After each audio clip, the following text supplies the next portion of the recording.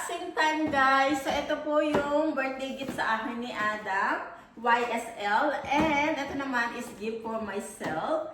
Ngayon ko lang i-open yung aking birthday gift dahil medyo na-busy na tayo. So gagawin ko talaga siya ng unboxing. Alam niyo naman ako, mahilig ako mag-unboxing. Hindi po ito pagmamayabang. Anyway, marami yung mga nagko-comment. Ano ba yung binipakita mo na i-unbox mo na? So bago ko ito i-unbox, ito yung first birthday ko na na-experience ko hindi dahil sa mga material na bagay guys na nakita ko na love talaga ako ni Adam, pinahalagahan niya ako. Natouch ako sa mga pa-surprise niya. Hindi ko din in-expect nung pag-uwi niya, nung mismong birthday ko, may pa-flower siya and cake. Kasi ang usapan namin talaga is mag-celebrate kami nga sa weekend dahil nga unexpected na meron siyang flight, then few days siya sa Hong Kong. Dapat hindi rin siya babalik pa sa mismong birthday ko, pero gumawa talaga siya ng paraan para makita niya ako the day na birthday ko talaga. Ayun, then after kinabukasan is nag-celebrate naman kami with his parents. So sobrang spoiled ako nung birthday ko guys.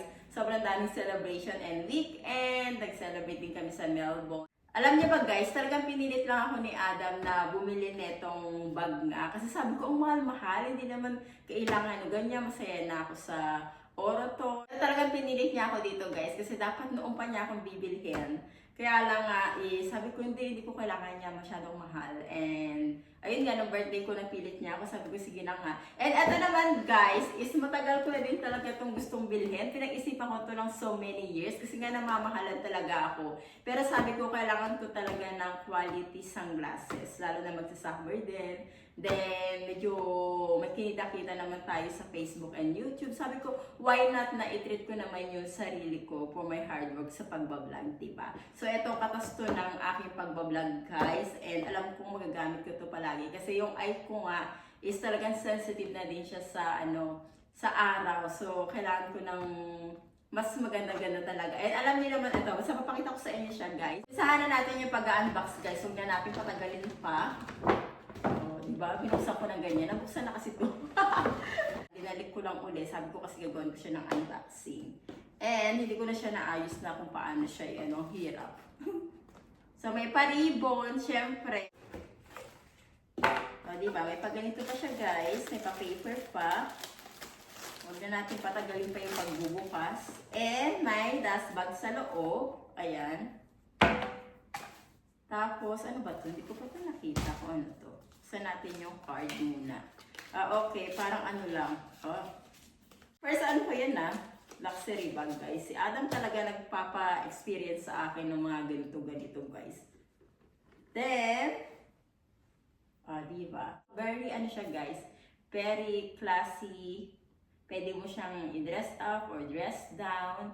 Lalo na yung mga a-attend ka ng mga ano-ano guys. Then, ito yung strap niya.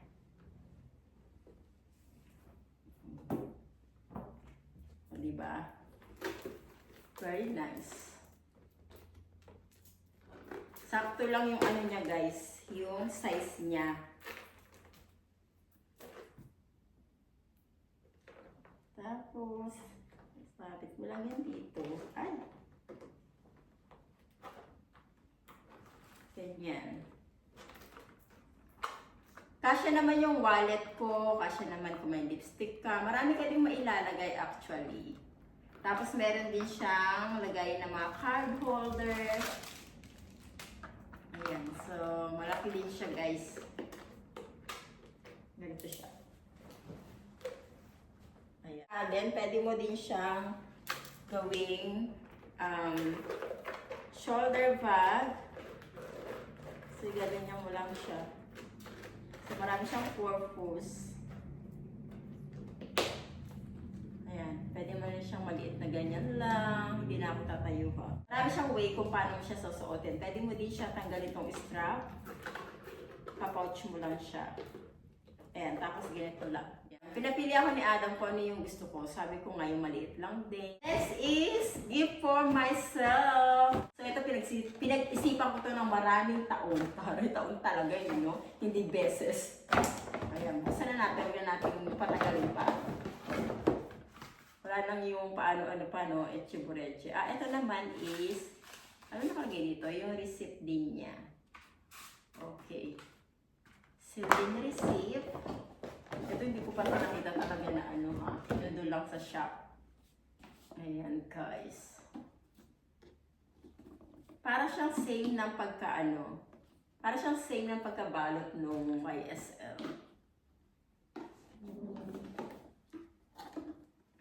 Talagang papahirapan pa ako mag-ano nito, no?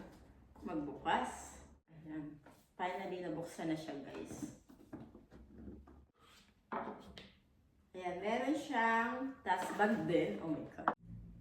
Ayan, guys. Very vintage ang style niya, kaya nagustuhan ko din. At alam nyo, guys, ito, bagay siya sa mga katulad ko na wala masyadong kinakapitan, yung mga medyo flat yung nose. So, kaya sabi ko, bibilin ko talaga to kasi kailangan ko ng good quality sunglasses. And pinag-iisipan ko yung rose gold or yung gold. Pero, para mas type ko yung gold kasi I'm a gold person. Gusto ko din yung style nito kasi nga vintage. Ayan siya, guys. Ayan, di ba? Hindi siya nahuhulog sa nose ko. Summer na, guys. Taray, di ba? I'm so proud to myself na nakakabili na ako ng ganito, guys. Pero hindi naman ako yung maano talaga, guys, ha. Ayan. Ganda, di ba? Kagandahan nito, meron pa siyang ano ba tawag dito? Sunglass pouch or whatever. Pwede mo siyang ilagay dito sa ano mo, guys. Pwede mo siyang gawing wallet din. Marami ako nakikita mga influencer na ito talaga yung binibili, lalo ng mga Asian. Kasi nga, ang ganda ng dating. Tapos, pag wala ka pang nose, di ba? Ayan, ang hirap tanggalin. Mamaya ko na nga lang to anuhin, guys. Okay, so ganyan, guys. Pwede mo siyang gawin ding bag. O, di ba? Tayo. Ayan, so pwede mo siyang gawin ding bag. Kasi na dito yung lipstick mo, yung ano mo. But ito is para sa ano talaga, sunglass. Tapos na po yung ating unboxing. So again, hindi po ito pagmamayabang and nakaka-proud lang talaga na nakakabili na ako ng ganito.